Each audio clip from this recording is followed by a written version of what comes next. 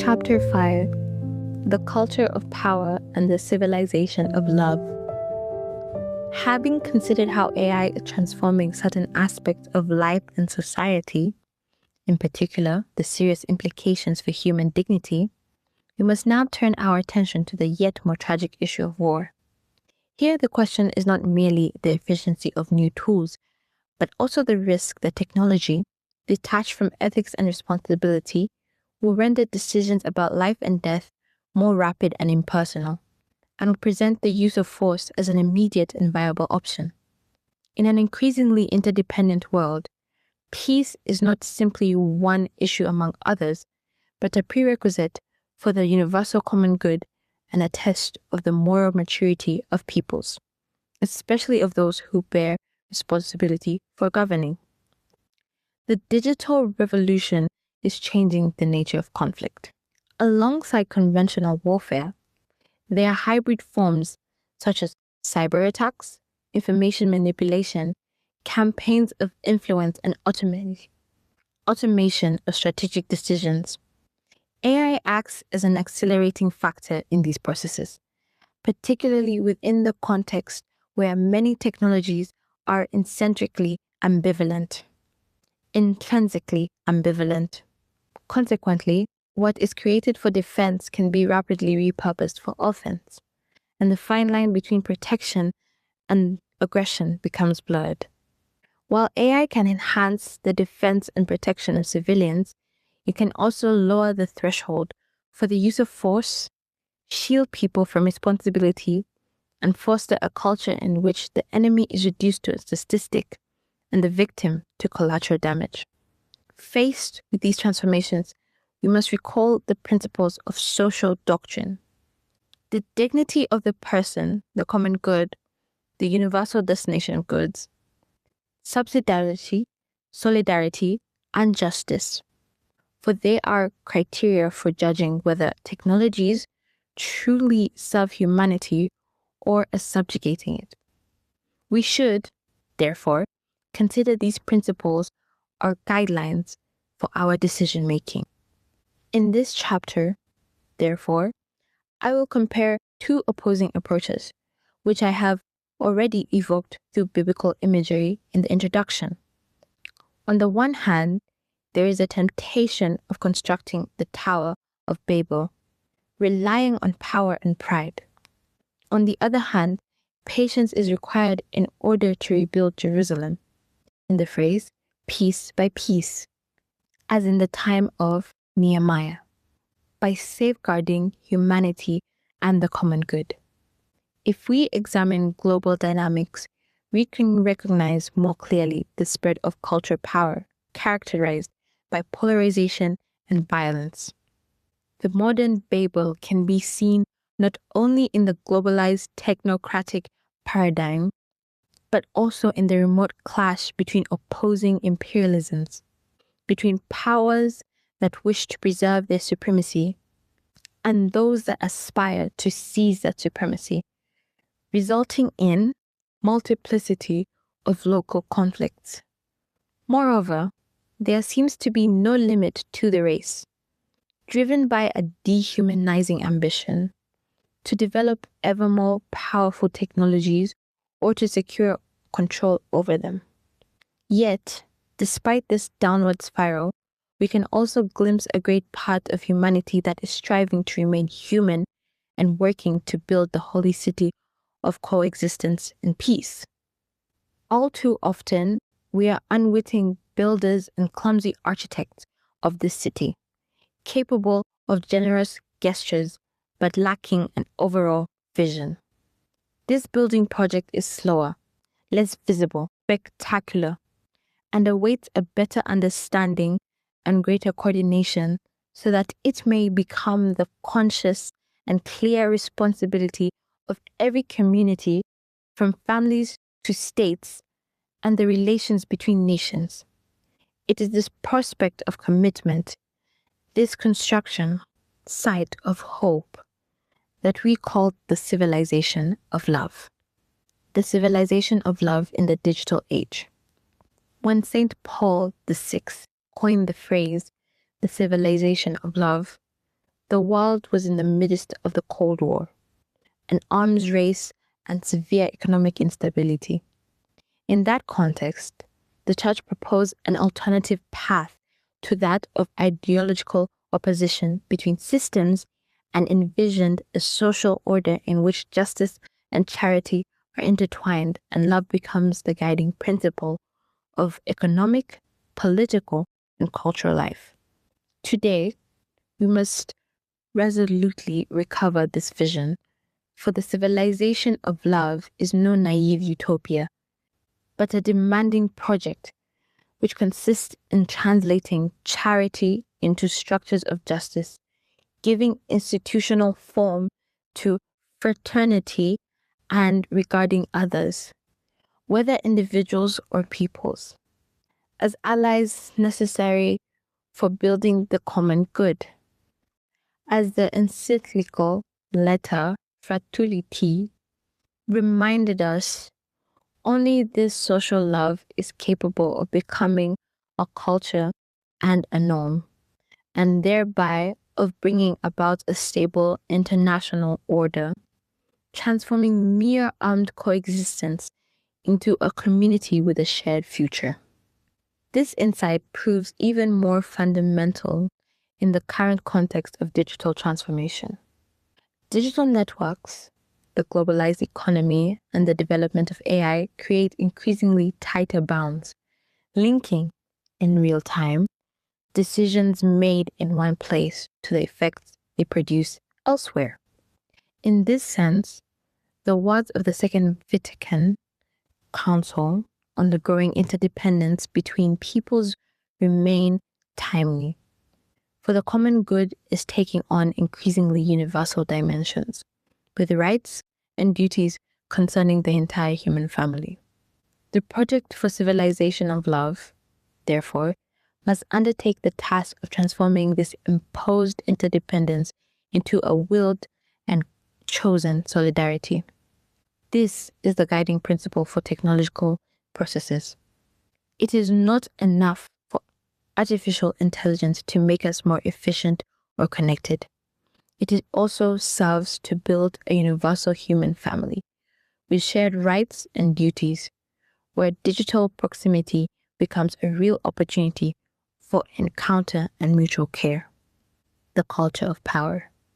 In our time, a culture of power is taking hold, in which the availability of resources and the ability to dominate tend to dictate the agenda and criteria for decision making. In this way, the common good of humanity is relegated to the background and the concrete tragedy of peoples at war is reduced to a secondary consideration in relation to strategic interests. This culture of power infiltrates society, changes relationships and behaviors, and grows of normalizing war, pursuing ever greater military power, taking advantage of the crisis of multilateralism and fuel realism that insists that there is no alternative, the normalization of war. In 1965, the words of St. Paul VI resounded powerfully at the UN General Assembly. Never again war, never again war. We must acknowledge that, despite the desires and declarations for peace, the past 60 years have been marked by conflicts of astonishing brutality, often affecting civilian populations on a massive scale, leading to the death of innocent victims, mass displacement, social destabilization, and long-lasting wounds. Nevertheless, in public discourse, there was a widespread conviction that war should remain a last resort, subject to strict ethical and legal limits, and always oriented toward a political vision of peace. Following developments in the immediate post-First World War period, a turning point occurred after the Second World War. Peace was made the focus of the international order, as attested in particular by the United Nations Charter, with the intention to, phrased, save succeeding generations from the scourge of war. Likewise, many national constitutions restricted the use of force to extreme and strictly limited circumstances. Even during the Cold War, despite the existence of serious conflicts, there remained the awareness that a new world war has to be avoided at all costs.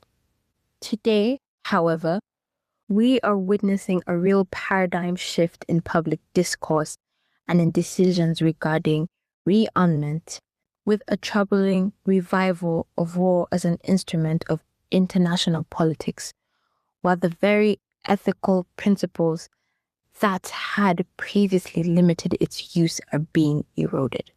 Regional conflicts that drag on over time, escalating tensions, and reciprocal threats are becoming almost commonplace, and forms of conflict driven by the desire for territorial expansion that were thought to be overcome are re-emerging. Public opinion is gradually being shaped and conditioned by polarizing media narratives, which are often amplified by algorithms that prioritize conflict and confrontation. We are also witnessing a disconcerting loss of historical memory, as first-hand accounts of the Holocaust and the two world wars are disappearing.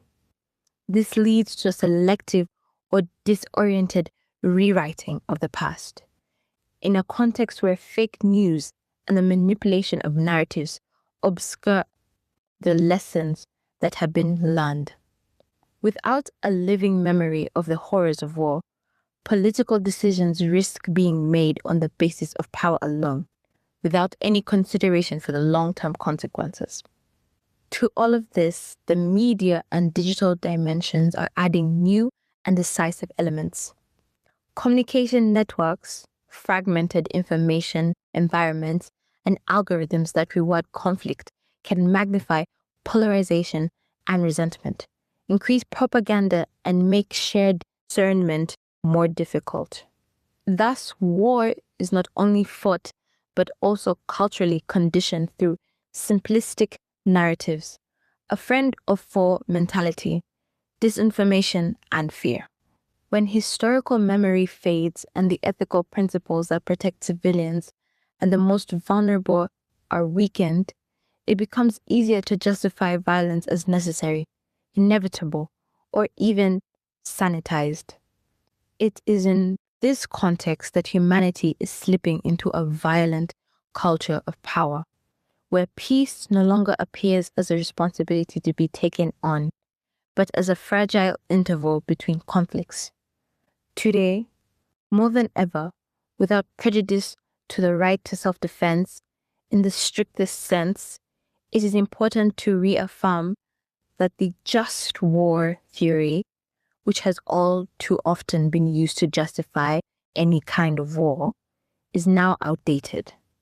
Humanity possesses far more effective and capable tools for promoting human life and resolving conflicts, such as dialogue, diplomacy, and forgiveness.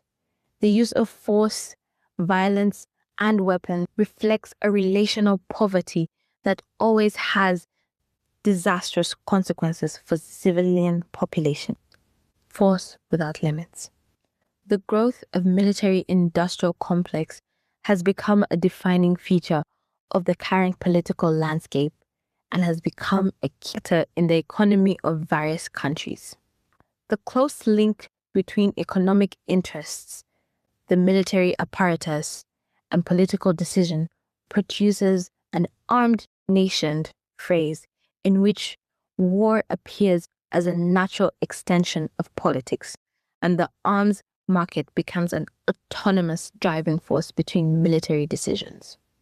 Nor can we ignore the enormous economic interests behind war. The armaments industry and the countries that supply war profit from a market that thrives precisely on conflicts. In this sense, there are also financial interests that contribute to fueling tensions in various regions of the world. Military arsenals are receiving renowned attention. In the past, recognition of the threat posed by weapons capable of destroying all of humanity have promoted pathways towards detente and disarmament negotiations. Unfortunately, this approach has been left behind, and the evolution of nuclear arsenals, including the prospect of its, quote, tactical use, makes the use of such weapons seem less improbable. In this context, the Treaty of Prohibition of Nuclear Weapons came into force in 2021 with the support of over 70 countries is an important step. However, it risks remaining largely symbolic since the major nuclear powers have not agreed to it. This has led to the widespread, yet erroneous belief that nuclear deterrence is an indispensable prerequisite for security. This has also contributed to new arms race, which is hard to control and accompanied by the gradual dismantling of nuclear reduction arguments, as well as the development of, quote, miniaturized weapons that make their use seem like a more viable option. The same logic applies to conventional warfare. Military force, weak diplomatic initiatives, and the complexity of the interests at stake contribute to conflicts that tend to become protracted with extremely high human and environmental costs. It is much easier to start a war than to stop it. And yet, action and conflict prevention remains tragically marginal. The situation is further destabilized by the presence of new armed operatives such as jihadist groups, private militants, and criminal networks that mark the end of the state's monopoly of the use of force. Often these groups intertwine vague ideological motivations with concrete economic interests, transforming war into a, quote, way of life for entire generations of young people and children. Here, the objective is no longer a definitive victory, but the perpetuation of conflict as a source of power and income. Weapons and artificial intelligence. The above-mentioned scenario is linked to the unceasing development of weapon systems, particularly those involving AI. The Holy See has recently observed that the growing ease autonomous weapon systems can be deployed makes war more, quote, feasible and less subject to human control. This violates the principle that armed force should be used only as a last resort in cases of legitimate self-defense. For this reason, the development and use of AI in warfare must be subject to the most rigorous ethical constraints to guarantee respect for human dignity and the sanctity of life, and to avoid a race to develop such arms. Sometimes there is talk of, quote, artificial moral agents, as if machines were able to distinguish between rights and wrongs with greater consistency than a human being.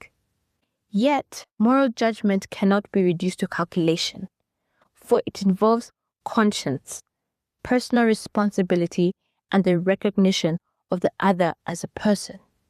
Therefore, it is not permissible to entrust lethal or otherwise irreversible decisions to artificial systems. No algorithm can make war morally acceptable. AI does not remove the intrinsic inhumanity of conflict. Indeed, it can only bring about conflict more quickly and render it more impersonal, lowering the threshold for resorting to violence, transforming defense into threat prediction, and thus reducing victims to data. In this way, it will accustom us to the idea that violence is inevitable and needs only to be optimized. This does not diminish the importance of instilling, as far as possible, values and sound judgment into artificial systems we build. so that we can contribute to a moral ecosystem in which humans are better able to listen to their own conscience, as well as allowing AI models to establish appropriate boundaries. It is not enough to invoke a generic type of ethics. Concrete criteria for discernment must be established. The first such criterion concerns personal responsibilities. When a decision to strike becomes automated or opaque, the risk of abdicating responsibility increases. For this reason, the chain of responsibility must be identifiable and verifiable. Those who design, train, and authorize and employ technology must be held accountable for their decisions. The second criterion pertains to the moral timeframe for making judgments. While AI tends to expedite the decision-making processes, speed and efficiency should never be the supreme motivating force for the irreversible decisions made in the context of war. The third criterion is the identification and protection of civilians. Any technology that facilitates attacks without seeing the face of human beings lowers the moral threshold of conflict. Target selection and the use of force must not confuse combatants and non-combatants, nor ignore the impact of defenseless populations. These criteria give the rise to certain non-negotiable requirements. First, all systems used in a war setting must guarantee the possibility of retracing and reconstructing decision-making processes, so that accountability and blame are not collapsed into the, quote, machine. Second, the decision to use lethal force cannot be delegated to opaque or automated processes, but must remain under effective, self-aware, and reasonable human control. Finally, it is imperative to establish a shared framework, also at the international level, in order to curb the technological arms race and ensure robust protection for civilians and the infrastructures necessary for their survival. The crisis of multilateralism. The culture of power also stems from the crisis of the multilateral system. The institutes established to safeguard the concept of a common future for all peoples and global common good appear to have been weakened. This is due not only to structural limitations, but also to a frequent lack of shared will to support and reform them, or to recognize their moral authority. Instead of making progress, we are regressing from the significant turning point of the 20th century. After 1989, the collapse of the communist regimes in Europe was followed by a predominantly economic globalization, which lacked an adequate political framework capable of sustaining dialogue and peace. An almost blind faith was placed in the ability of the markets to generate prosperity, democracy, and stability. In reality, rather than automatically generating unity and peace, globalization has provoked the mentalist, identity-based, and nationalistic reactions. The result is a far cry from genuine multilateralism. Instead, what has appeared is a disorderly and conflict-ridden multipolarism with a prevailing sense of mistrust. What has also re-emerged is the temptation to forge a collective identity in opposition to an enemy, fueled by narratives in which each party portrays itself as a victim entitled to retribution.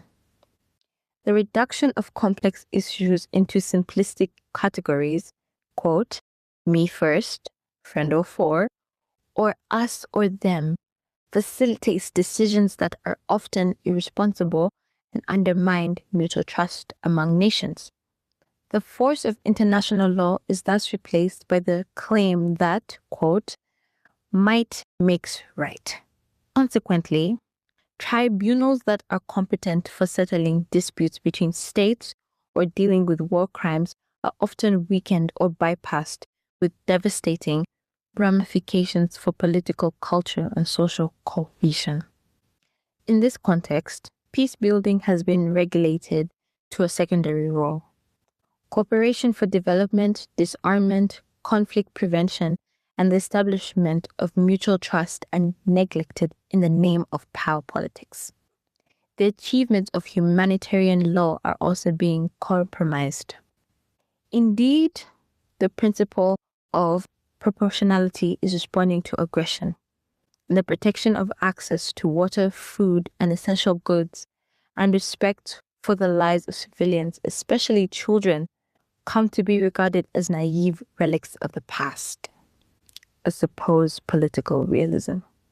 We live at a time of significant spiritual and cultural blindness, a false pragmatism urges us to serve the roots of our history, as if it were possible to inaugurate a kind of, quote, new creation detached from the past. Even those who cite important moral principles can fall into this historical nihilism, mistakenly believing that the atrocities of the 20th century can never happen again. Yet, in reality, the same dynamics are re-emerging under new guises. The mentality of armed equilibrium and deterrence appears to be reasserting itself. Today, however, in contrast to the two-sided dynamic of the Cold War, the revelation of operatives and battlefields makes this mentality increasingly fragile. Escalating conflicts leads to asymmetric and, quote, hybrid wars, fought not only on the battleground but also on the economic, financial, and cyber fronts, where disinformation and campaigns that feed people's fears are used to manipulate public opinion. In many countries, including those in Globe South, increased military spending is presented as the only response to an uncertain future or perceived threats. Meanwhile, the real cost falls on the poorest, who see resources for healthcare, education, and social services being reduced. At the core of these issues is a false realism, based not only on the prevailing mentality of force, but on the cultural and anthropological belief that war is an inevitable part of human nature. It is said that things have always been this way, except for occasional pauses, and that it will always be so. As a result, the concern is no longer the search for peace, which has been lost as a point of reference on the international stage, but rather how and when to take military action. This same argument maintains that it would be irresponsible not to prepare for conflict. I would argue, however, that what is truly irresponsible is realpolitik, the form of political realism that sows in conscience and in society an attitude of resignation to the inevitability of war, and dismisses peace and dialogue as utopian or irrational positions that ignore the risks at stake. In fact, peace is neither a naive hope nor merely the absence of war. Instead, it's also possible as the fruit of justice and charity. In such a climate, nihilism and pragmatism become intertwined and end up normalizing grave errors. Religious extremism and identity-based fantasism ally themselves with irrational economic policies. While politics often turns to misinformation and ridiculing opponents, dramatically cultivating fears and resentments. Thus, diversity is increasingly perceived as a threat, which fuels a desire for possession, a will to dominate, hegemonic ambitions, abuses of power, and the fear of those who are different, thereby creating an environment in which new conflicts can develop almost imperceptibly. This, then, is the fertile ground for new wars that are perhaps even more dangerous than those of the past, since they tend to disregard all ethical limits. What was once considered unacceptable can now be carried out almost without hesitation. While the international response is increasingly influenced more by the interest of individual governments than by the objective gravity of situations. Decisions now seem to be driven almost exclusively by economic calculations, justified through media disorientations, manufactured enthusiasm, and, quote, dreams that inevitably shatter, generating frustration and further violence. When people come to believe that nothing is genuinely true and that principles are hollow words, then the fuse in their hearts is lit for new eruptions of intolerance and aggression. In these situations, the issue of concrete safeguards to prevent future violence remains an open question. When a culture normalizes and justifies conflict, a dangerous pathway opens up. In that what seems unthinkable today may become acceptable tomorrow in the name of utility or security. In countries marked by serious social tensions, we cannot rule out the possibility that some leaders may consider armed conflict as an effective way of diverting attention from domestic problems and a cynical tool for managing difficulties. A particular responsibility rests on the shoulders of those who work in the field of research. All the key players in this field, scientists, business owners, investors, academic authorities, politicians, and others, must walk with a transparent and responsible mindset while maintaining an acute awareness of the broader context of the technological advancements they hope to cultivate, including those related to AI. When people limit themselves to looking only at their own sector, they may deceive themselves into believing they are performing actions that are morally neutral and avoid questions about the ultimate ends that guide certain experiments. In this way, they are risking cooperating, perhaps unknowingly, with questionable projects that fuel new forms of violence, manipulation, and dominance, building the civilization of love. The construction of a world in a state of perpetual conflict is an evil and must be named for what it is. This way of portraying our current situation may seem bleak or pessimistic, yet I consider it necessary to do so. The Christian perspective, however, is not limited to denouncing evil.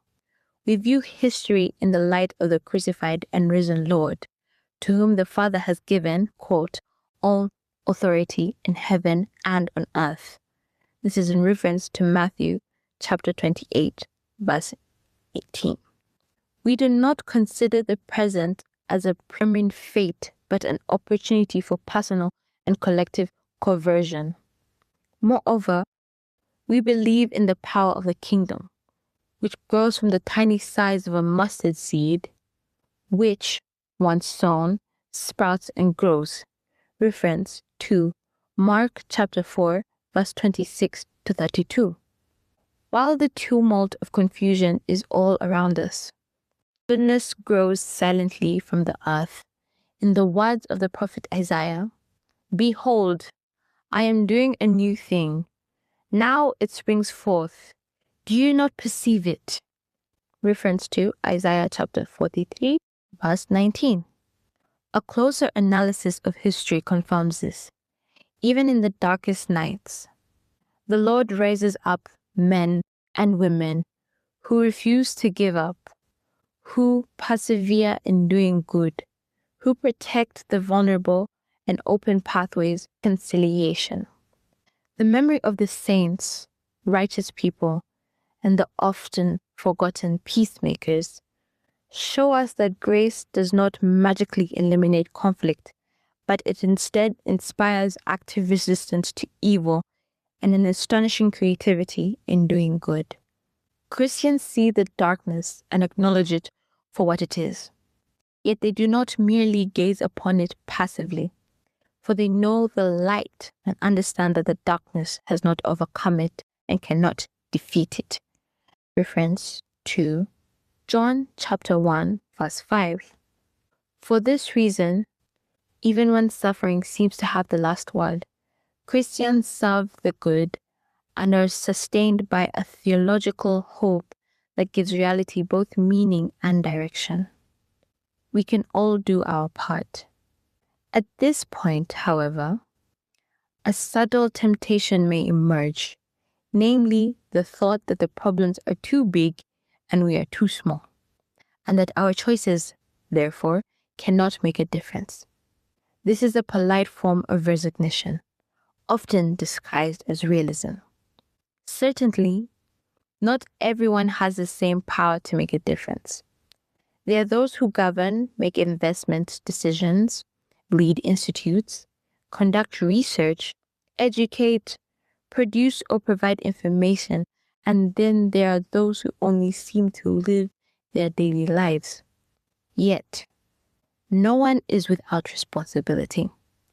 We all have our own areas for action, and it's precisely there and nowhere else that we must choose whether to fuel the mentality of force, in brackets, even if only through indifference, cynicism, lies, or hatred, close brackets, or to preserve the mindset of peace, in brackets, with truth, moderation, closeness, and care, close brackets.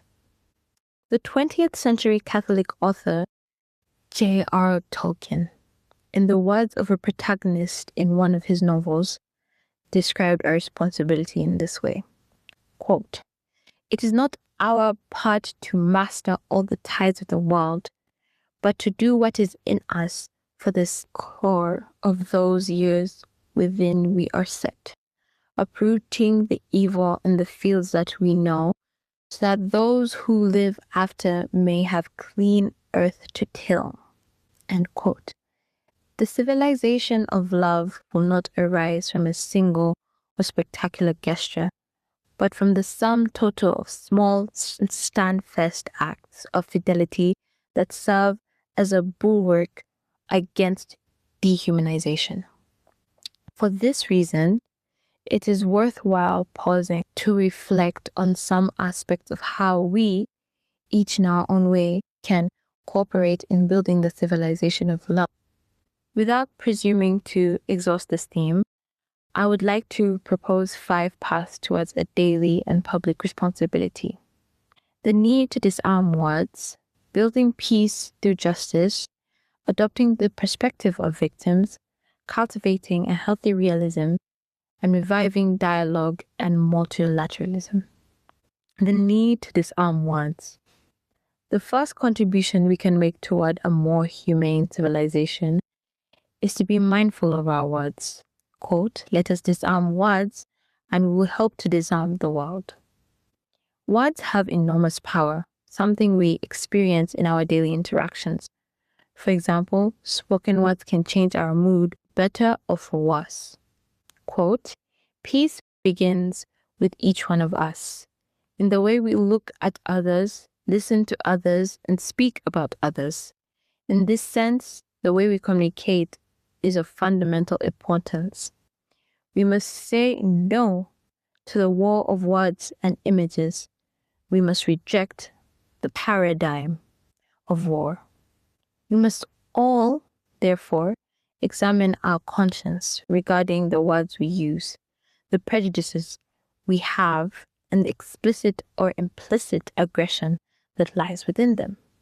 We have a real opportunity to contribute to the common good each time we speak the truth, offer wise advice, support those in need of comfort, denounce injustice, and give voice to the voiceless.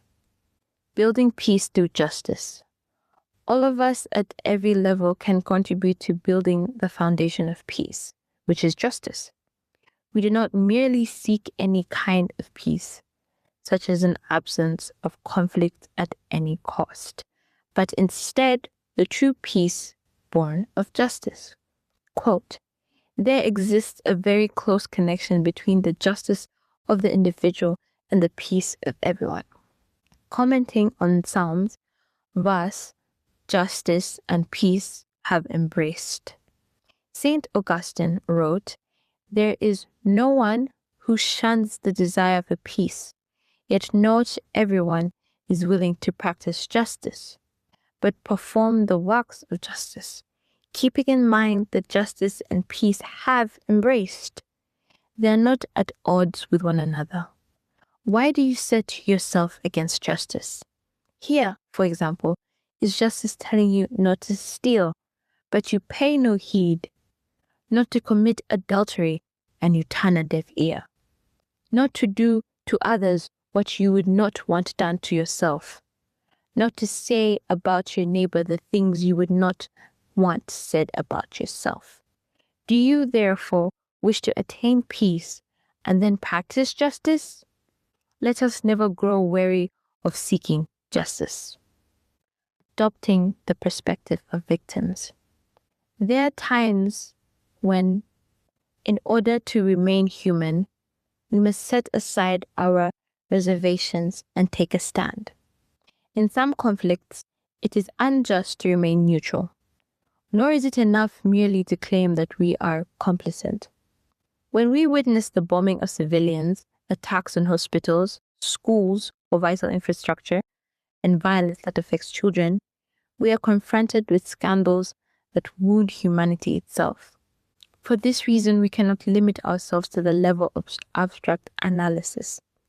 Pope Francis encouraged us to touch the wounded flesh of those who suffer, look at their faces, listen to their stories, acknowledge their wounds. Painful events require both history and memory, the former to recount the facts, the latter to bear witness to lived experiences. Giving space to the perspectives and voices of victims through communication and education helps us to become aware of the abyss of evil inherent in war, genuinely in all forms of violence. It helps us to reject the normalization of conflict, not to turn away when human dignity is violated, and to restore to victims the dignity of being recognized and heard.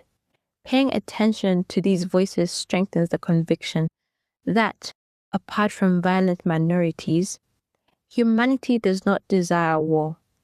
In a particular way, the Church can be a place of living memory for victims. As St. Paul VI recalled, the Church feels she must make her own both the voice of those who died in past wars and the voice of the living who still bear wounds today, so that their cries may become an appeal for peace and harmony and not prelude to new conflicts. Cultivating a healthy realism. We are in need of healthy realism that involves political idealism and cynicism. There is a kind of idealism that, in order to preserve its own worldview, tends to choose facts selectively, disorienting and renaming them. The proponents eventually inhabit a reality constructed to fit their own convictions. Conversely, there is also a debased form of realism that confuses observation with resignation, arguing that since force prevails, it will always prevail. Authentic realism does not give up on changing the world. Indeed, it starts by clearly identifying interests, fears, constraints, and power dynamics, precisely in order to determine what can be achieved and the measures needed to achieve it. It does not reduce politics to morality, neither does it surrender to violence. Instead, it seeks viable paths for making peace more than a mere word. Through credible institutions, verifiable guarantees, patient negotiations, conflict prevention, and the protection of civilians.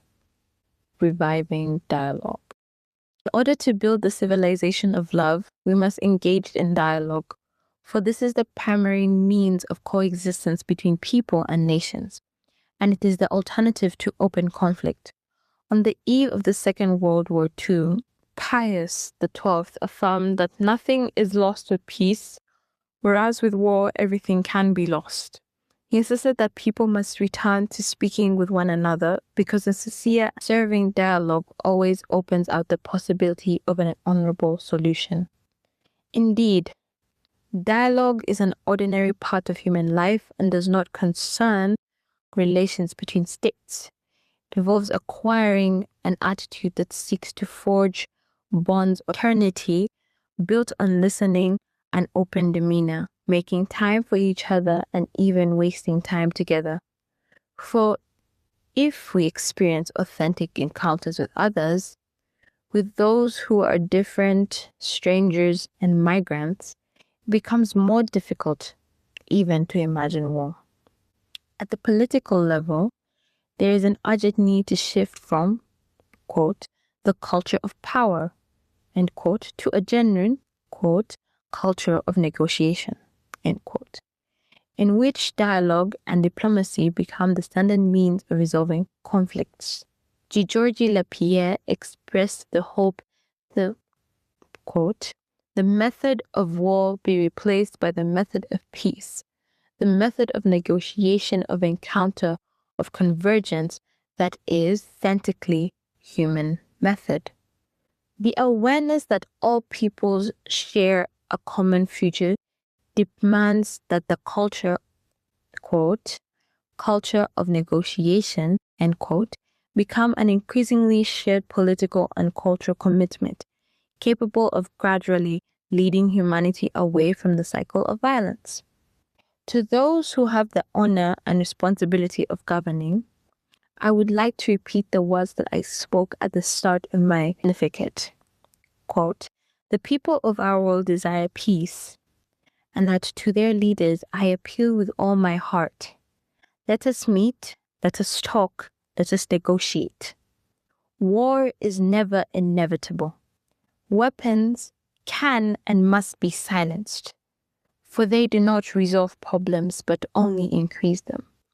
Those who make history are the peacemakers, not those who sow seeds of suffering. Our neighbors are not first our enemies, but our fellow human beings. Not criminals to be hated, but other men and women with whom we can speak. Let us reject the Manichaean notions so typical of the mindset of violence that divides the world into those who are good and those who are evil. In rejecting the mindset of violence, interreligious dialogue plays a decisive role, because at the heart of the great spiritual path lies a message of peace, whereas those who use the name of God to legitimize terrorism, violence, or war betray his true nature. For to fight in the name of religion means attacking religion itself. The spirit of assist evoked by St John Paul II and carried forward by Pope Francis, for example, through his dialogue with the Grand Imam of Al-Zahar, shows that believers can draw upon the most authentic sources of their particular spiritual traditions, where there is no room for sanctified hatred. The necessity of diplomacy and multilateralism. In international relations, dialogue is an irreplaceable diplomatic tool for preventing conflict and rebuilding bonds of trust. Faced with the impulsive broadcasts, aggressive rhetoric, and power politics that characterize our time, quote, the vocation of diplomacy is a foster dialogue with all parties, including those interlocutors considered less convenient or not considered legitimized to negotiate. Therefore, every ounce of humility and patience should be employed in order to nurture even the faintest signs of goodwill among parties in conflicts, so as to advance the process of peace. Cyberspace too has become a battlefield. Cyber attacks, data manipulation, and campaigns of influence orchestrated by the help of AI, can destabilize entire countries even before open armed conflicts erupt. Moreover, in this area, the attribution of responsibility is often uncertain. When it is unclear who carried out an attack, the risk of disproportionate reaction, miscalculation, and escalation increases. For this reason, diplomacy must be capable of operating effectively in this new environment. Negotiating shared regulations on the use of digital technologies in order to protect civilians and the most vulnerable from invisible yet real forms of violence. International organizations, particularly the United Nations, are essential instruments for promoting a civilization of love, for they can foster dialogue among nations and promote the peaceful resolution of conflicts. The integral development of peoples, the protection of the most vulnerable, disarmament, and the care of creation. Through such efforts, the international community can work to reduce inequalities, defend the rights of refugees and minorities, reallocate resources from military spending to human development, and protect our common home. The Holy See supports and accompanies those endeavors, while also recognizing the current weakness of the UN and the international political system reveal the need for profound reforms. This is not simply a question of technical adjustments for the crisis of convictions and values that also concerns the ethical foundations of nations, makes it more difficult to direct multilateralism towards the true common good. In the international context, the Holy See's diplomacy adopts the gospel principle of mercy as a concrete criterion for political action. This is one of the ways in which the Holy See places itself on the service of humanity, thereby appealing to intercessors in the name of the charity and truth, defending the dignity of every person and speaking up on behalf of the poor, migrants, and victims of war. In this way, papal diplomacy is Catholicity of the Church and contributes to the building of the civilization of love, where even new technologies can be oriented toward the common good. Lastly, praying and hoping. These avenues for exercising responsibility are sustained by praying, and in turn nourish prayer. Indeed, for each of us, peace primarily comes, quote, from God, God who loves us all unconditionally, end quote. It is a gift given by Jesus to his disciples on the day of Easter. Quote, peace be with you. It is peace of the risen Christ, a peace that is unarmed and disarming, humble and persevering. With these words, I greeted the church and the world on the day of my election to the See of Peter. I wish to repeat them now and to invite everyone to pray for this gift. Let us never tire of praying for peace and the committing ourselves to achieving it in our relationships and in society.